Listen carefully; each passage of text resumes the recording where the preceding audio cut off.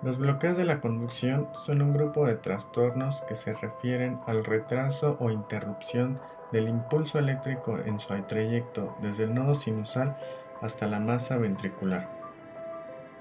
Puede haber dos tipos de bloqueos: los que modifican el complejo de acción PQRS y los que alteran el ritmo cardíaco. El primer grupo es de gran importancia por sus implicaciones. Estos trastornos pueden ser la consecuencia de alguna cardiopatía, como la isquémica o hipertensiva o del músculo ordinario. Y el otro grupo de trastornos que sí alteran el ritmo cardíaco se divide en dos: los del bloqueo sinoauricular y los del bloqueo auriculoventricular.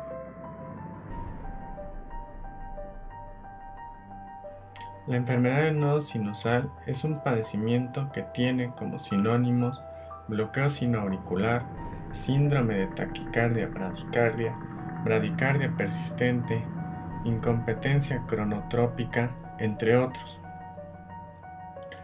El bloqueo sinoauricular se manifiesta de tres formas principales: bradicardia persistente o incompetencia cronotrópica, pausas sinusales y taquicardia o bradicardia.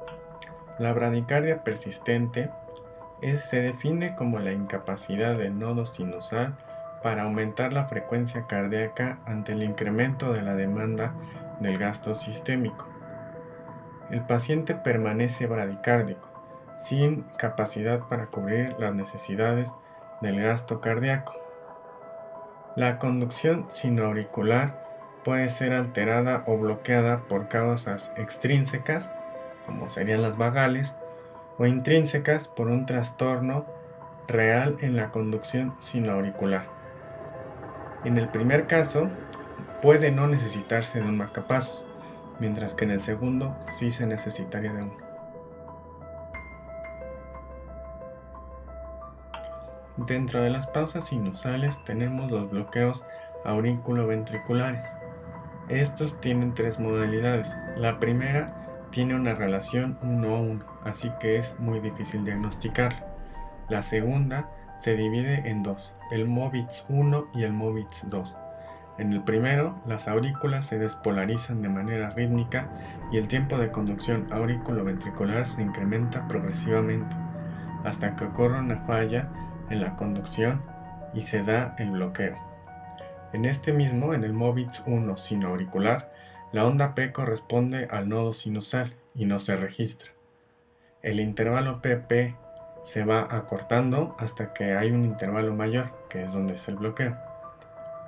Aquí se cumple el fenómeno de Luciani-Benkebach, en donde el tiempo de conducción antes del bloqueo es mayor que el primer complejo posterior al mismo.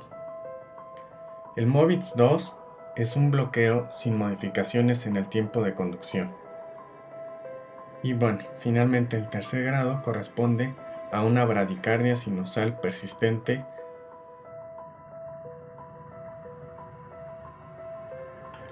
En el síndrome de taquicardia-bradicardia, el paciente tiene una bradicardia persistente y paroxismos breves de fibrilación o taquicardia auricular. Si la taquicardia es fibrilación, el fenómeno que la produce es muy semejante a lo que sucede en los ventrículos con las extrasístoles muy precoces. Después de una diástole prolongada, sigue un potencial con periodos refractarios prolongados. Si aparece una extrasístole precoz, es muy factible que en un grupo celular se encuentre un periodo refractario relativo, mientras otros grupos celulares están en recuperación total o en periodo refractario efectivo. Esto quiere decir que cuanto más lento sea el ritmo, mayor será la dispersión de periodos refractarios y por ende mayor la posibilidad de que un extrasístole provoque una activación caótica. Por otro lado, existe la posibilidad que el bloqueo sinoauricular sea variable, en cuyo caso la taquicardia será auricular y no será fibrilación. Debido a la bradicardia, hay un aumento del tono simpático y aceleración de la frecuencia sinusal. Si en un momento dado mejora la conducción sinoauricular, el paciente tendrá episodios alternantes de taquicardia y bradicardia.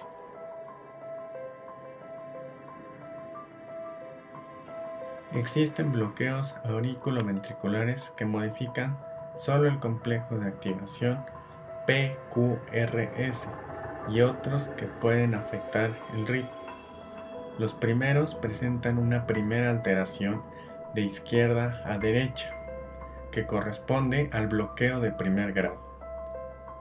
Se refiere a la prolongación del tiempo de conducción auriculoventricular. El intervalo PR es superior a 200 metros sobre segundo en los adultos. El bloqueo auriculoventricular se debe a un retraso en la conducción nodal. Este puede ser extrínseco o vagal, en cuyo caso no representa peligro, o intrínseco, que puede ser primario o secundario. El primario obedece a una lesión nodal, mientras que el secundario puede ser quirúrgico, o también puede ser por el uso de medicamentos como los bloqueadores del canal lento de calcio que pueden retrasar la conducción nodal. Los registros de los electrogramas intracavitarios, los del haz de His, permite discernir si el bloqueo es supragisiano o nodal, infragisiano o intragisiano. Los retrasos en el intervalo His-Purkinje también pueden prolongar el PR. El tiempo His-Purkinje es normal hasta 100 metros sobre segundo. Si el sistema His-Purkinje está lesionado, es común que se refleje en una imagen de bloqueo de rama y rara vez sucede con el QRS normal. El sistema His-Purkinje tiene 3 fascículos. El bloqueo de 2 de ellos asociado a un PR largo consiste en un bloqueo bifascicular con retraso de la conducción nodal, pero jamás un bloqueo trifascicular, ya que este sería el bloqueo auriculoventricular total. Los bloqueos de las ramas de las fibras de Purkinje se diagnostican en función de las alteraciones que infringen al complejo QRS. Las alteraciones que ocurren al principio del QRS son de la rama izquierda, mientras que los que ocurren al final se deben a retrasos de la rama derecha.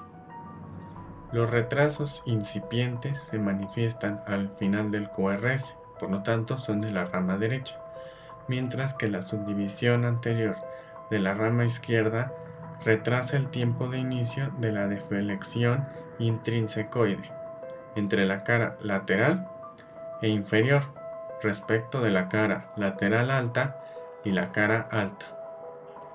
Los trastornos de la rama izquierda representan un daño al sistema His-Purkinje. Estos se dividen en primarios y secundarios. Los primeros obedecen a lesiones degenerativas del sistema de conducción, mientras que las causas de las secundarias son múltiples y diversas. La más común es la cardiopatía hipertensiva, la dilatación del ventrículo izquierdo y disfunciones tanto sistólica como diastólica con grados severos de insuficiencia cardíaca.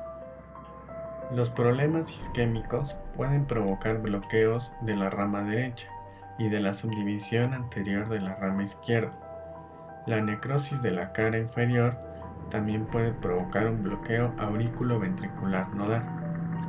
Las lesiones de la válvula aórtica pueden producir bloqueo de la rama izquierda y también lo pueden hacer intervenciones quirúrgicas. Otro tipo de bloqueos son los bloqueos intermitentes. Estos se deben a una lesión en el sistema His-Purkinje, por lo que la frecuencia del marcapasos es muy baja y el paciente sufre un decremento brusco del ritmo ventricular, asistolia prolongada o muerte. Este es un bloqueo de tipo Mobitz 2. En estos pacientes es muy importante colocar un marcapasos, ya sea temporal o definitivo. Por último están los bloqueos auriculoventriculares avanzados, también llamados bloqueos completos o disociaciones. Estos se tratan de la falta de conducción del impulso eléctrico de las aurículas hacia los ventrículos. Si el bloqueo auriculoventricular es completo, la frecuencia ventricular será lenta, de 20 por minuto y constante.